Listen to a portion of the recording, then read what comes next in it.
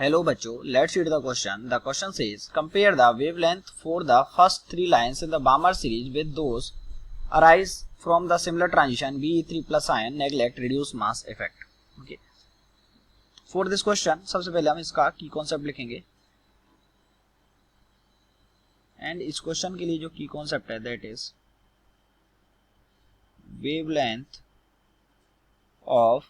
wavelength of spectral lines. Okay, spectral lines क्या होती हैं कि जब दो ऑर्बिट के बीच में कोई भी ट्रांजिशन होता है n1 से लेके n2 या n2 से n1 में कोई ट्रांजिशन होता है तो उसके स्पेक्ट्रम में कुछ लाइंस दिखाई देती हैं जिनको हम स्पेक्ट्रल लाइंस कहते हैं. तो देखिए जो स्पेक्ट्रल लाइंस है उनकी वेवलेंथ का जो फॉर्मूला होता है वो क्या होता है 1/λ it is equals to rz square into 1/n1 square minus 1/n2 square. अब क्वेश्चन बोला गया है कि ये बामर सीरीज में हो रहा है, तो बामर सीरीज कहाँ से शुरू होती है, n इक्वल्स टू 2 से शुरू होती है और फिर 3 4 5 ऐसे इन्फिनिटी तक. ओके तो ये जो एक वैल्यू है वो तो क्या हो जाएगी 2 हो जाएगी, यानी कि यहाँ से जो 1/λ है इसकी वैल्यू कितनी आ जाएगी rz स्क्वायर इंटू 1/2 स्क्वायर यानी कि 4 माइनस 1/n2 स्क्वायर. तो अगर फर्स्ट थ्री लाइंस की बात करेंगे तो फर्स्ट थ्री लाइंस के लिए जो n2 का वैल्यू है वो एक बार तो क्या आ जाएगा 2 है तो 3, फिर क्या आएगा 4 और फिर आएगा 5. हमको इन तीनों को कंपेयर करना है with of Be3 plus ion.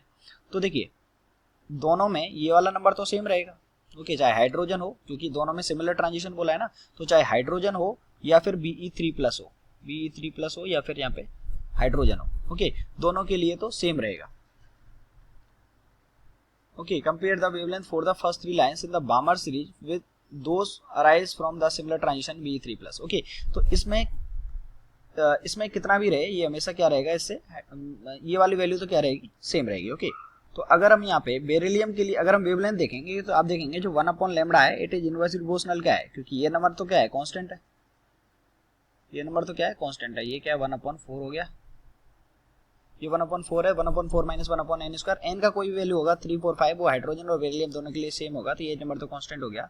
तो 1/λ is inversely proportional to z square.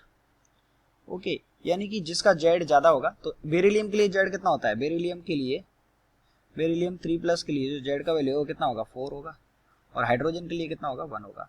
तो आप देखेंगे कि जो लैम्डा है यहाँ से हम बोल सकते हैं कि जो लैम्डा है inversely proportional to z square, यानी कि जो z जिसके लिए कम होगा उसकी वेवलेंथ जो है वो सबसे ज्यादा होगी. तो यहाँ से हम बोल सकते हैं कि lambda of hydrogen divided by lambda of beryllium it is equals to z of beryllium divided by z of hydrogen का स्क्वायर.